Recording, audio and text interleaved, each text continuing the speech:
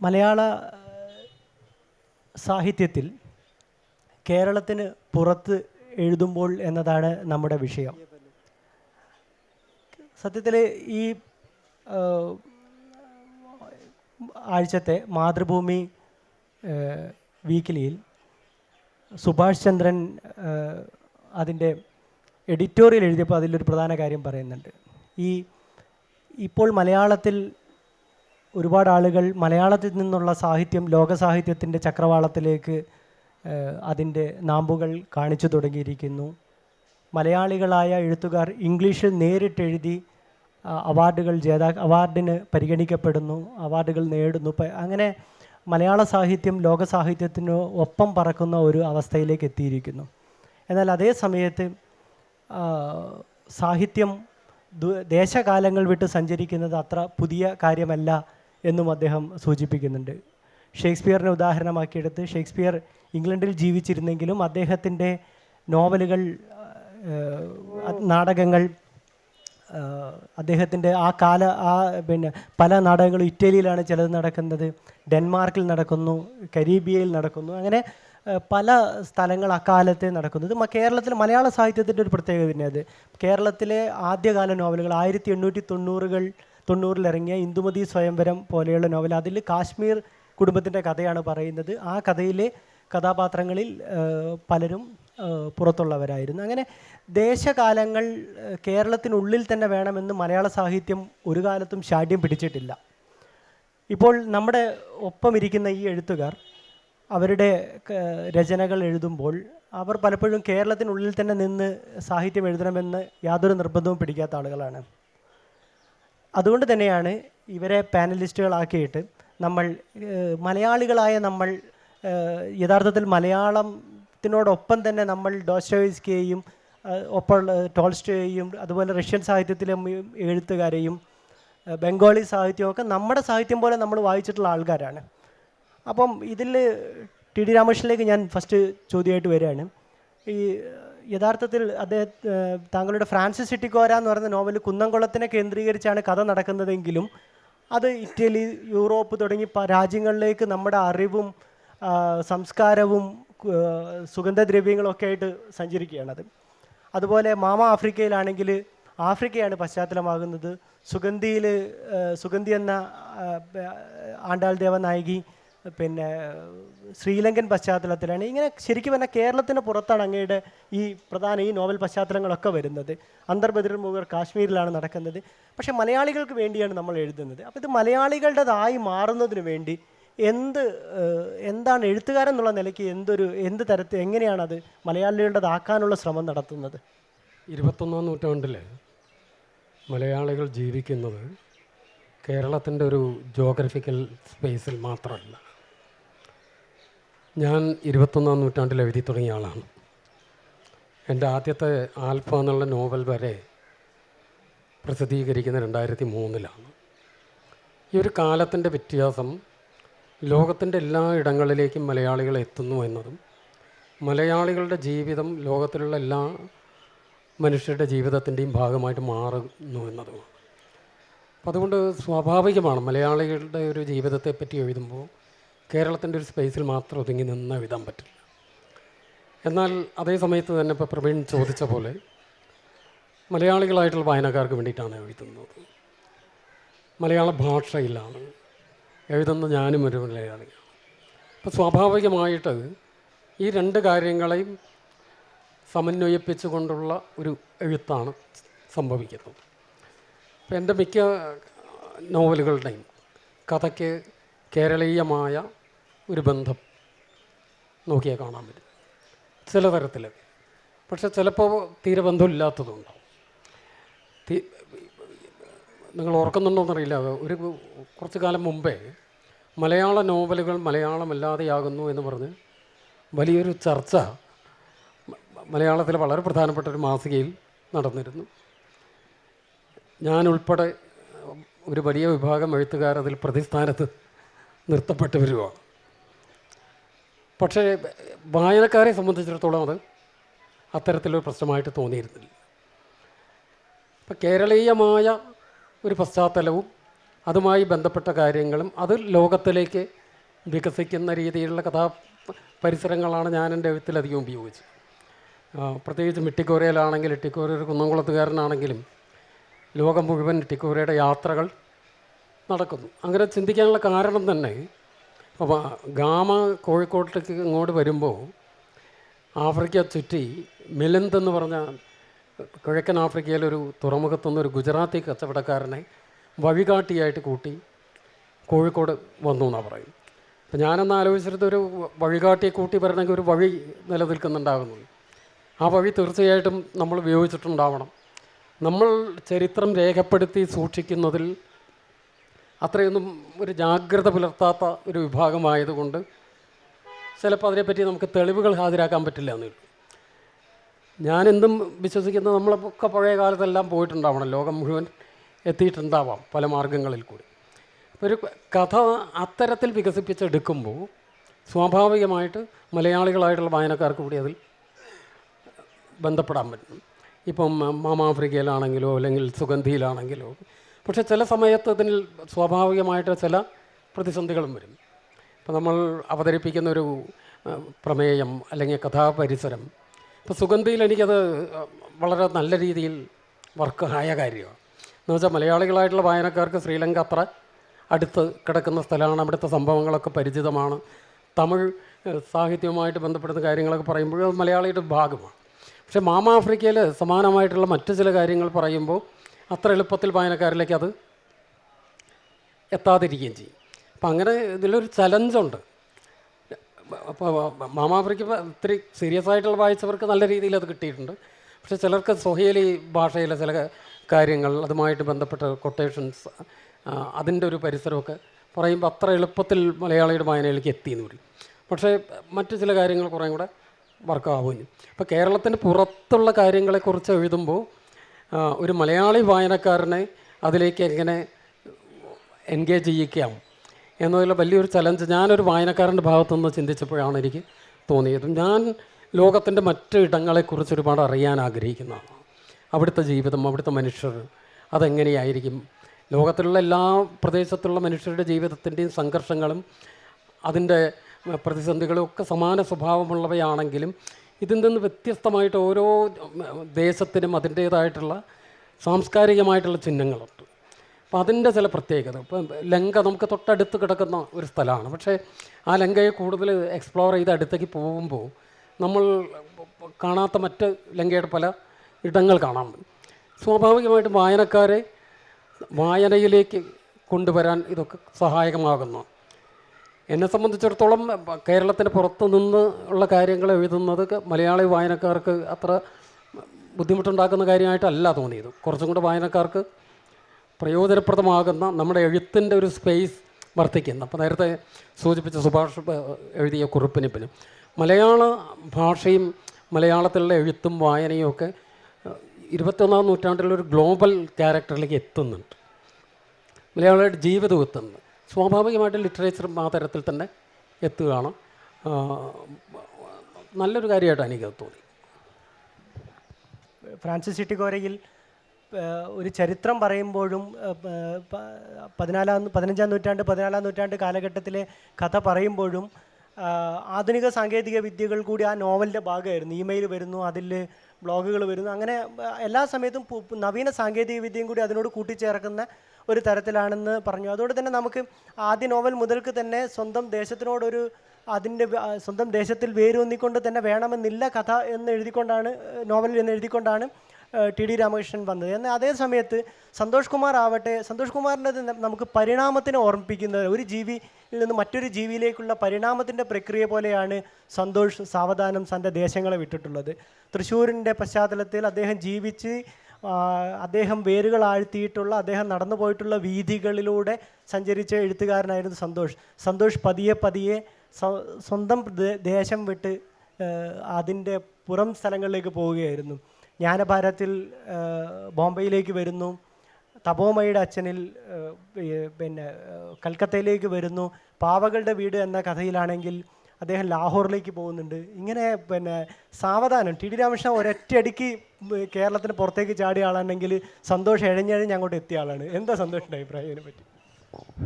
ഇവിടെ ഈ ചർച്ചയിലേ നമ്മൾ കഥയുടെ ഭൂമിക എന്ന് പറയല്ലോ, അതുപോലെ അപ്രസക്തമാണ് ഇപ്പോൾ സമീപകാലത്ത്. കാരണം വെച്ച് കഴിഞ്ഞപ്പോൾ ഇപ്പോൾ ബുക്കർ കിട്ടിയ പുസ്തകം ഭൂമിക എന്ന് പറയാൻ പറ്റില്ല, ഓർബിറ്റ് സ്പേസിലാണ് നടക്കുന്നത്. അങ്ങനെ പ്രശ്നമുണ്ട്.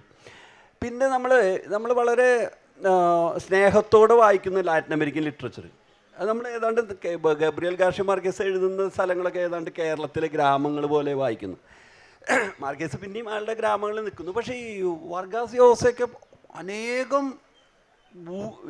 രാജ്യങ്ങളും ഭൂഖണ്ഡങ്ങളും കടന്ന് എഴുതുന്നുണ്ട്. ആൾ പെറുവിൽ ജനിക്കുന്നു, പെറുവിനെ പറ്റി കുറേ രചനകൾ എഴുതുന്നു, ബ്രസീലിനെ പറ്റി വലിയ നോവൽ എഴുതുന്നു, മറ്റേ അയർലൻഡിലേക്ക് വരുന്നു, ഡൊമിനിക്കൻ റിപ്പബ്ലിക്കിലേക്ക് വരുന്നു, കരീബിയൻ ദ്വീപുകളിലേക്ക് വരുന്നു, മെക്സിക്കോയിലേക്ക് വരുന്നു. ഇങ്ങനെ ഭൂഖണ്ഡാന്തര യാത്ര എന്ന് പറയുന്ന തരത്തിലുള്ള ലോകത്ത് എങ്ങനെയാണ് നമ്മളത് പതുക്കെ അങ്ങോട്ട് എത്തുന്നുള്ളത്. നമ്മൾ ഇത്രയധികം യാത്ര ചെയ്യുകയും കുടിയേറുകയും ചെയ്യുന്നൊരു സമൂഹമാണെന്ന് ആലോചിക്കുക. നമ്മൾ വൈകിയെന്ന എൻ്റെ അഭിപ്രായം. ഇങ്ങനെ സംഭവിക്കുന്നതിൽ വളരെയധികം വൈകിപ്പോയിട്ടുള്ളൊരു കാര്യമാണ്. പിന്നെ ഒരു കാര്യം, നമുക്ക് പരിചിതമായ അല്ലെങ്കിൽ നമുക്ക് കൂടുതൽ അടുപ്പമുള്ള കാര്യങ്ങൾ ശ്രദ്ധിച്ച് എഴുതാനാണ് എപ്പോഴും തീരുമാനിക്കുക. അതിപ്പോൾ പ്രവീൺ തുടക്കത്തിൽ പറഞ്ഞിട്ടുള്ള പരിസരം. ഞാനൊരു 2015 വരെ കേരളത്തിൽ ചുറ്റിപ്പറ്റി നിന്നിരുന്ന, ഇടയ്ക്ക് യാത്രകൾ പോകും, അതിനെപ്പറ്റി ചില കഥകളൊക്കെ എഴുതിയിട്ടുണ്ട്, അങ്ങനെ നിൽക്കുള്ളൂ. പക്ഷേ എനിക്ക് അവിടെ അങ്ങനെ ജീവിച്ചിട്ടുള്ള ഒരു പരിചയം ഉണ്ടായിരുന്നു. ഞാൻ 15 തൊട്ട് ഒരു 5-5.5 വർഷത്തോളം പുറത്ത് 3 നഗരങ്ങളിൽ ജോലി ചെയ്തു. ഒന്ന് ബോംബെയിൽ, ഒന്ന് പൂനെ, പിന്നെ കൽക്കത്ത. അപ്പോൾ അതിൻ്റെ ഒരു പശ്ചാത്തലം സ്വാഭാവികമായിട്ട് വരും. അപ്പോൾ അത് എനിക്ക് സ്വാഭാവികമായിട്ടും ഉണ്ടായിട്ടുള്ളതാണ്. അപ്പോൾ ഈ ജ്ഞാനഭാര ഏതാണ്ട് ആ യാത്രയുടെ കഥ തന്നെയാണ്. പൂനെ, നമ്മൾ ബോംബെ തുടങ്ങി പൂനെ, കൽക്കത്ത, അങ്ങനെ വരുന്നു. മറ്റേ ഇപ്പോൾ എഴുതിയ തപോമയുടെ അച്ഛനിൽ തീർച്ചയായിട്ടും കൽക്കത്തയിൽ തുടങ്ങുകയാണെങ്കിൽ പോലും ഡൽഹിയിലേക്ക് മാറുന്നത്. ഡൽഹി എനിക്ക് പോയി പരിചയമുള്ളൂ. അതിനുവേണ്ടി ഞാൻ എഴുതി കഴിഞ്ഞതിന് ശേഷം വീണ്ടും ഒന്ന് പുനഃസന്ദർശിച്ചു. നമ്മൾ എഴുതിയ സംഭവങ്ങൾ അവിടെ ഇരിക്കുന്നില്ലേ എന്നുള്ള അറിയാനായിട്ടൊന്ന് പോയി ചെക്ക് ചെയ്തു എന്ന് മാത്രമേ ഉള്ളൂ. ഈ ലാഹോറിൻ്റെ കാര്യം പറഞ്ഞാൽ പാവകളുടെ വീട്, അത് ഏതാണ്ട് സംഭവിച്ച കഥ. അത് എനിക്കുണ്ടായ കഥയല്ലാത്തതുകൊണ്ട് വളരെ എളുപ്പമായിരുന്നു. കാരണം ഞാൻ ഒരാളോട് സംസാരിച്ചു, അദ്ദേഹം ദീർഘമായിട്ട് ലാഹോറിലൊരു അദ്ദേഹത്തിൻ്റെ ജീവിതത്തിലൊരു സന്ദർഭം അവതരിപ്പിച്ചു. നമ്മുടെ വിഭജനത്തിന് ശേഷം അദ്ദേഹം പോയ ഭാഗം അത് അതേപോലെ എഴുതുകയും അതിൽ ചില മിനുക്കുകൾ കൊടുക്കുകയും മാത്രമേ നമുക്ക് ചെയ്യേണ്ടുള്ളൂ. അപ്പോൾ തീർച്ചയായിട്ടും അതിനെപ്പറ്റി ആലോചിച്ചു. പിന്നെ ഉത്തരേന്ത്യൻ നഗരങ്ങളിൽ നിന്ന് വലിയ വ്യത്യാസമൊന്നും പാകിസ്ഥാനിലെ നഗരങ്ങൾക്ക് ഉണ്ടാവില്ല. ഭക്ഷണത്തിലില്ല. നമ്മൾ ഇവിടെയുള്ള ബഹളമൊന്നും നോക്കണ്ട. നമ്മളിപ്പോൾ വിദേശത്ത് യൂറോപ്പിൽ പോയാൽ പാകിസ്ഥാൻ റെസ്റ്റോറൻറ്റ്, ബംഗ്ലാദേശ് റെസ്റ്റോറൻറ്റൊക്കെ കയറിപ്പോയാൽ നമ്മുടെ ഭക്ഷണം കിട്ടും. അപ്പോൾ വലിയ വ്യത്യാസങ്ങൾ ഒന്നുമില്ല. അപ്പോൾ അതിൽ ഇവിടെ പറയുന്ന ചർച്ചകൾക്ക് കുറേ കൂടിയൊക്കെ ഇങ്ങനെ വികസിപ്പിച്ച് പറയുന്നുള്ളൂ. അപ്പോൾ അതുകൊണ്ട് ഈ പിന്നെ ഒരു പ്രശ്നം എപ്പോഴും ഞാൻ പറയാം, നമ്മളൊരു രചന എടുക്കുമ്പോൾ അതിലൊരു കഥാപാത്രത്തിൻ്റെ പേരിടുന്നത് വലിയൊരു പ്രതിസന്ധിയാണ്. അത് കൃത്യമായിട്ട് പലതരത്തിലുള്ള ഈ സാംസ്കാരിക വിനിമയങ്ങളുണ്ട്. ഇപ്പോൾ രാമകൃഷ്ണൻ എന്ന് പറയുന്നത് ഒരു കാലഘട്ടത്തെ സൂചിപ്പിക്കുന്ന ഒരു പേരാണ്. സന്തോഷ് എന്ന് പറഞ്ഞു കഴിഞ്ഞാൽ എൻ്റെ കാലത്ത് ഒരുപാട് സന്തോഷമാരുണ്ട്. അപ്പോൾ എൻ്റെ പേര് പറയുകയാണെങ്കിൽ ആ ഒരു കാലഘട്ടം അതിൽ പതുക്കെ വരും. അല്ലെങ്കിൽ പ്രവീൺ എന്ന് പറയുമ്പോൾ അപ്പോൾ ഈ പേരിടുന്നത് പോലെ തന്നെ ഒരു ദേശത്തിലേക്ക് വരാനുള്ള ചില സൂചനകൾ തീർച്ചയായിട്ടും നമ്മൾ കൊടുക്കും. അപ്പോൾ അതിനു വേണ്ടി നമുക്ക് കുറേ കൂടി അടുപ്പങ്ങൾ ആവശ്യമുണ്ട്, രുചികൾ ആവശ്യമുണ്ട്. അതാണ് നമ്മൾ ചെയ്യുന്നത്. അപ്പോൾ ഇതിൻ്റെ ഇഴയടുപ്പ് ഇപ്പോൾ ഞാൻ വിദേശത്ത് യാത്ര ചെയ്തിട്ടുണ്ട്. പക്ഷേ അതിനെപ്പറ്റി പെട്ടെന്ന് കയറി ഒരു നോവൽ എഴുതാനോ കഥ എഴുതാനോ എനിക്ക് സാധിക്കാൻ ബുദ്ധിമുട്ടാണ്. കാരണം എനിക്ക് അവിടുത്തെ ജീവിതമായിട്ട് അത്രയും അടുപ്പില്ല. ചിലപ്പോൾ ഒരു പാസിങ്ങിൽ ഇപ്പോൾ ഷെർലൊക്കെ എഴുതിയിട്ടുണ്ട് M.T. വാസുദേവൻ നായർ. അത് പോയതിനെ പറ്റിയിട്ടുള്ളൊരു കഥയാണ് അവിടെ. അപ്പോൾ അത് അദ്ദേഹത്തിന് അത് തീർച്ചയായിട്ടും അത് വഴങ്ങുന്നത്. പക്ഷെ അവിടെ നിന്ന് നിലനിൽക്കുന്ന ഒരു കാര്യം എഴുതണമെങ്കിൽ ചിലപ്പോൾ നിർമ്മലയ്ക്ക് സാധിക്കും, നമുക്ക് സാധിക്കില്ല. അതിൻ്റെ ഒരു പ്രശ്നങ്ങളുണ്ട്. പക്ഷേ നമ്മൾ പരമാവധി വാതിലുകൾ തുറന്നിടുക എന്നാണ് എൻ്റെ ഒരു തോന്നൽ. നമ്മളൊന്നിനെയും അങ്ങനെ അടയ്ക്കേണ്ട ആവശ്യമില്ല. നമ്മൾ കൂടുതൽ സ്വതന്ത്രരാവുകയും അങ്ങനെ ഒരു ഭൂമി ശാസ്ത്രപരമായിട്ടുള്ള പരിധികൾ അറ്റ്ലീസ്റ്റ് നമുക്കെങ്കിലും വയ്ക്കാതിരിക്കുകയും ചെയ്യായിരിക്കും എഴുത്തിനെ ഗുണം ചെയ്യാന്നുള്ള എൻ്റെ ഒരു തോന്നൽ. സന്തോഷ് പറഞ്ഞ ഈ പരിധികളൊക്കെ ഒറ്റയടിക്ക് ലംഘിച്ചുകൊണ്ട് കാനഡയിൽ ജീവിക്കുന്ന നിർമ്മലയുടെ കഥയിൽ, നോവലിൽ കാനഡ തന്നെയാണ് ഒരു പ്രധാന ഭൂപ്രദേശമായിട്ട് വരുന്നത്. അപ്പം ഇത് മറ്റുള്ളവരുടെ വ്യത്യാസം എന്ന് വെച്ച് കഴിഞ്ഞാൽ ഇപ്പം പിന്നെ സന്തോഷും TD രാമകൃഷ്ണനും കേരളത്തിൻ്റെ മണ്ണും വെള്ളവും വായുവും ഉള്ളൊരു സ്ഥലത്ത് ജീവിക്കുന്ന ആളുകളാണ്. അതുകൊണ്ട് തന്നെ കേരളത്തിലെ അന്തരീക്ഷം അവർക്ക് പരിചിതമാണ്. അവരെങ്ങനെ എഴുതിയാലും മലയാളികൾക്ക് വേണ്ടി അത് സ്വാഭാവികമായും മലയാളികൾക്ക് വേണ്ടിയുള്ള എഴുത്തായി മാറാനുള്ളൊരു സാധ്യത കൂടുതലാണ്. അതേസമയത്ത് കാനഡയിൽ ജീവിക്കുകയും ഏറെക്കാലം അവിടെ തന്നെ മലയാളത്തിൻ്റെ അന്തരീക്ഷം ആവാഹിച്ചെടുക്കാൻ മാത്രം ശ്രമിക്കുകയും ചെയ്യുന്നൊരു എഴുത്തുകാരി എന്ന നിലയിൽ എങ്ങനെയാണ് ഈ കാലങ്ങളെ സ്ഥലത്തെ ഭേദിച്ചുകൊണ്ടുള്ള എഴുത്തിനെ മലയാളികളുടേതാക്കി മാറ്റുന്നത്? അടിസ്ഥാന വികാരങ്ങൾ, സങ്കടം, ദുഃഖം, സന്തോഷം, ഇതൊക്കെ യൂണിവേഴ്സലാണ്. അതിന് കാലമോ ദേശമോ ബാധകമാകുകയില്ല. ഇപ്പോൾ ഈ രണ്ട് സംസ്കാരങ്ങളിൽ കാലൂന്നി നിൽക്കുന്നവർക്ക് ഇതിനെക്കുറിച്ച് എനിക്കൊന്നും ഹോമി ഭാവയുടെ ഒരു തിയറിയുണ്ട്, തേർഡ് സ്പേസ് തിയറി എന്ന് പറയുന്നത്. അത് മീന അലക്സാണ്ടർ, മലയാളി പേരുള്ള, കേരളത്തിൽ കുറച്ച് നാൾ ജീവിച്ച, നോർത്ത് ഇന്ത്യയിലും ആഫ്രിക്കയിലും ഒക്കെ പഠനം നടത്തി പിന്നീട് ന്യൂയോർക്കിൽ സ്ഥിരതാമസമാക്കിയ മീന അലക്സാണ്ടർ എന്നൊക്കെ ഒരുപാട് ഫിക്ഷൻ എഴുത്തുകാരി. അവരാണ് എനിക്ക് തോന്നുന്നു ഈ തേർഡ് സ്പേസ്, മൂന്നാം ഇടത്തെക്കുറിച്ച് കൂടുതൽ പറഞ്ഞിട്ടുള്ള ഒരാൾ, എഴുതിയിട്ടുള്ള ഒരാൾ. നമ്മുടെ ഇപ്പോൾ എന്നെ സംബന്ധിച്ചാണെങ്കിൽ ജനിച്ചു വളർന്നത് കേരളത്തിലാണ്. ആ സംസ്കാരത്തിൽ കാലൂന്നി നിൽക്കുകയും എന്നാൽ കേരളത്തിൽ ജീവിച്ചതിൻ്റെ ഇരട്ടിയിലേറെ വർഷം കാനഡയിൽ ജീവിക്കുകയും ചെയ്യുമ്പോൾ ഞാൻ സമ്പൂർണ്ണമായി മലയാളിയാണോ, കേരളത്തിൽ ജീവിക്കുന്ന ഒരു മലയാളിയെ പോലെയുള്ള മലയാളിയല്ല, എന്നാൽ കാനഡയിൽ ജനിച്ചു വളർന്ന ഒരാളെ പോലെ 100% കനേഡിയനുമല്ല. ഇത് രണ്ടും കൂടി ചേർന്ന ഒരു മൂന്നാമിടത്താണ് എൻ്റെയും എന്നെപ്പോലെയുള്ള പ്രവാസികളുടെയും ജീവിതവും നിലനിൽപ്പും. അപ്പോൾ അതിൽ ഈ രണ്ട് സംസ്കാരങ്ങളും കൂടിച്ചേർന്നുള്ള ഒരു സങ്കര സംസ്കാരം, ഒരു സങ്കര ഇടത്തിലാണ് ഞങ്ങളുടെ ദിവാസം എന്ന് പറഞ്ഞാൽ. അവിടെ നിന്ന് എഴുതുമ്പോൾ രണ്ടിടത്തിൻ്റെയും അനുഭവങ്ങളും സംസ്കാരവും ഒക്കെ അതിൽ പ്രതിഫലിക്കും. അത് മലയാളത്തിൽ എഴുതുമ്പോൾ തീർച്ചയായിട്ടും അതൊരു നല്ല ചോദ്യമാണ്. അത് മലയാളികൾക്ക് മനസ്സിലാവേണ്ടേ, ചിലപ്പോൾ അതൊരു വെല്ലുവിളിയും കൂടെയാണ്. ഞാനൊരു ഉദാഹരണം പറഞ്ഞു കഴിഞ്ഞാൽ, ഇപ്പോൾ മലയാളത്തിൽ എഴുതുമ്പോൾ, കേരളത്തിലാണ് എഴുതുമ്പോൾ വന്ദേ ഭാരതിൽ കയറി തിരുവനന്തപുരത്തുനിന്ന് എറണാകുളത്തുനിന്ന് പോയെന്ന് പറയുന്നതും, അല്ലെങ്കിൽ ഒരു ഓർഡിനറി ട്രെയിനിലോ ഒരു ബസ്സിലോ കയറി പോകുന്ന ഒരാളെ പറയുമ്പോൾ നമുക്ക് വന്ദേ ഭാരതിൻ്റെ ആ അറ്റ്മോസ്ഫിയർ വിവരിക്കേണ്ട ആവശ്യമില്ല. അത് അല്ലെങ്കിൽ വേണാടിൽ കയറി എന്ന് പറയുമ്പോൾ വേണ്ട. അതേസമയം ഞാൻ ഗോ ട്രെയിനിൽ കയറി പോകുന്ന ഒരു മലയാളി സ്ത്രീയെ വിവരിക്കുമ്പോൾ ആ ഗോ ട്രെയിനിൻ്റെ അറ്റ്മോസ്ഫിയറിനെ കുറിച്ച് കുറച്ചൊന്ന് പറഞ്ഞെങ്കിലേ മലയാളികൾക്ക് മനസ്സിലാവുകയുള്ളൂ. കാരണം അത് ജോലിക്ക് പോകുന്ന യങ്ങായിട്ടുള്ളവർ വളരെ വേഗത്തിൽ പോകുന്ന ഒരു സ്ത്രീ ഒരു ട്രെയിനിൽ ഒറ്റപ്പെട്ടു, അല്പം ഇൻസെക്യൂറായി തോന്നുന്ന ഒരു സ്ത്രീയുടെ കഥയാണ് ഇത്. ഈ രണ്ട് സംസ്കാരത്തിലും കാലൂന്നി നിൽക്കുന്നതുകൊണ്ട് അതിൻ്റേതായ ഒരു ത്രില്ലും ഉണ്ട്, അതിൻ്റേതായ ചില വെല്ലുവിളി, അതിൻ്റെ ഒരു രസവും ഉണ്ട്, അതിൻ്റെ ഒരു കൗതുകമുണ്ട്, അതിൻ്റെ ഒരു വെല്ലുവിളികളും ഉണ്ടെന്ന് പറയാം. ഇപ്പോൾ മഞ്ഞിലൊരുവൾ എന്ന നോവലിൽ കീർത്തന എന്ന മകള് അശ്വിനി എന്ന അമ്മയോട് പറയുന്ന ഒരു കാര്യമുണ്ട്. അമ്മേ, ഹോട്ട് ഡോഗ് എൻ്റെ ചാളവറുത്തതാണ്, പീസ എൻ്റെ അവിയലാണെന്ന്. ഈ പീസയും അവിയലും ഹോട്ട് ഡോഗും വിളമ്പുന്ന ഒരു മേശയാണ് ആ ലോകം. അത് ആ നോവലിലും കഥകളിലും ഉടനീളം ഉണ്ടായിരിക്കും.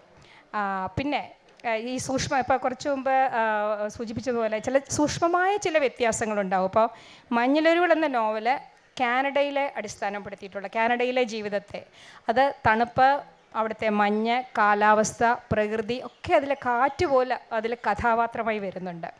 എന്നാൽ അതേസമയം ഇപ്പോൾ ഇറങ്ങിയ ഈ കരയിലെ മീനുകൾ എന്നത് അമേരിക്കയിൽ നടക്കുന്ന കഥയാണ്. അമേരിക്കയിലാണ് അതിലെ നായകൻ ജീവിക്കുന്നത്, അരിസോണ എന്ന നഗരത്തിൽ. അവിടെ ഭയങ്കര ചൂടുള്ള സ്ഥലമാണ്. അപ്പോൾ മാർച്ച് മാസത്തിൽ കാറിൻ്റെ AC ഓണാക്കി എന്ന് ഞാൻ എഴുതിയാൽ കാനഡയിലിരുന്ന് എഴുതിയത് പൊട്ടത്തരമോ. കാനഡയിൽ നല്ല തണുപ്പുള്ള സമയമാണ്, അതേസമയം അരിസോണയിൽ അത് ചൂടുള്ള സമയമാണ്. പിന്നെ സാങ്കേതിക വിദ്യയുടെ ഈ കഴിവുകൊണ്ട് എനിക്ക് ഗൂഗിളിൽ നോക്കിയാൽ മാർച്ചിൽ അവിടുത്തെ കാലാവസ്ഥ എന്താണ്, ഇത് ശരിയാകുമോ എന്ന് അന്വേഷിക്കാനൊരു ഇതും കൂടെ കിട്ടുന്നുണ്ട്. മറ്റൊരു ഉദാഹരണം കൂടി ഞാൻ പറഞ്ഞിട്ട് അവസാനിപ്പിക്കാം. ഈ നോവൽ എഴുതുമ്പോൾ ഇതിലെ നായകൻ കരയിലെ മീനുകൾ എഴുതുമ്പോൾ അവിടുത്തെ നായകൻ ഒരു വീടിൻ്റെ ബേസ്മെൻറ്റിലാണ്. വീടിൻ്റെ പ്രധാന നിലയിൽ നിന്നും അടിയിലേക്ക് തുരന്ന് ഉണ്ടാക്കിയ ഒരു നിലയാണ്. കാനഡയിലെ വീടുകൾക്ക് അതുണ്ട്. അതിൻ്റെ ജനലൊക്കെ ചെറുതായിരിക്കും, ഒരുതരം തുരപ്പനിലയുടെ പോലെ. അവിടെ അവിടെ ഉറങ്ങുകയും ജോലിക്ക് പോകാനൊക്കെ വേണ്ടി പുറത്തേക്ക് വരികയും ചെയ്യുന്നൊരു മനുഷ്യനാണ്. അയാളുടെ സ്വഭാവത്തിൽ അത് വളരെ പ്രധാനപ്പെട്ടതാണ്. അത് എഴുതുമ്പോൾ എനിക്കൊരു സംശയം വന്നു, അരിസോണയിലെ വീടുകളിൽ ബേസ്മെൻ്റ് ഉണ്ടോ? എല്ലായിടത്തും ബേസ്മെൻ്റ് ഉണ്ടാവില്ല. ഫ്ലോറിഡയിലൊന്നും ബേസ്മെൻ്റ് ഉണ്ടാക്കാൻ പറ്റില്ല, കാരണം കടൽ അടുത്തുള്ളത് കൊണ്ട്. അപ്പോൾ അതിനും ഞാൻ റിസർച്ച് നടത്തി, അതുണ്ട് എന്ന് ഉറപ്പ് വരുത്തിയിട്ടാണ് എഴുതിയത്. കാരണം അങ്ങനെ സൂക്ഷ്മമായ ചില വ്യത്യാസങ്ങൾ അമേരിക്കൻ ഭൂഖണ്ഡത്തിലാണെങ്കിൽ കൂടി ചെയ്യേണ്ട ആവശ്യമുണ്ട്.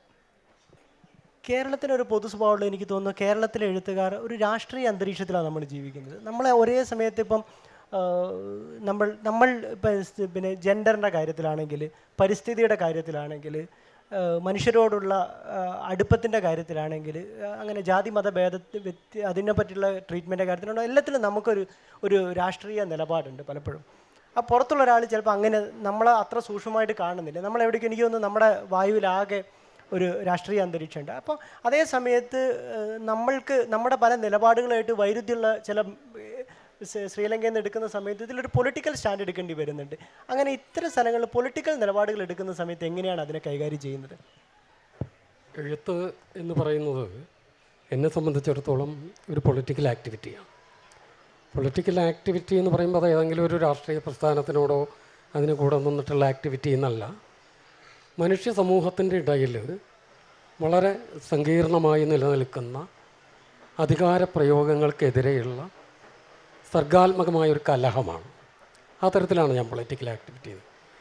കേരളത്തിലെ എഴുത്തിൽ, മലയാള സാഹിത്യത്തിലും കേരളത്തിൻ്റെ പൊതു മണ്ഡലത്തിലുമൊക്കെയുള്ള ചില പ്രത്യേകതകൾ, നേരത്തെ സൂചിപ്പിച്ച പോലെ മറ്റിടങ്ങളിലെ വിഷയങ്ങളെ നമ്മൾ കൈകാര്യം ചെയ്യുമ്പോൾ നമ്മുടെ മുമ്പിൽ ഒരു ചലഞ്ച് ഉണ്ടാക്കും. പക്ഷേ അതിൽ നമ്മുടെ സ്റ്റാൻഡ് എന്താണെന്ന് വളരെ കൃത്യമായിട്ട് നമുക്കൊരു ബോധ്യം ഉണ്ടാകുന്നതോടുകൂടെ ഇതിനെ മറികടക്കാൻ പറ്റുന്നു. ഇപ്പോൾ ഈ ശ്രീലങ്കൻ ഇഷ്യൂ പറ്റി എഴുതാൻ ശ്രമിക്കുമ്പോൾ എൻ്റെ മുമ്പിൽ വലിയൊരു പ്രശ്നം ഉണ്ടായിരുന്നു. ഇപ്പോൾ ശ്രീലങ്കയിൽ നമുക്കറിയാം, സിംഹള ഭരണ സംവിധാനം വളരെ ഹിംസാത്മകമായി അടിച്ചമർത്തുന്ന ഒരു സിംഹള ഫാസിസ്റ്റ് ഭരണകൂടം ഉണ്ടാകും. 70% അത്തരത്തിലുള്ള ആളുകളാണ്.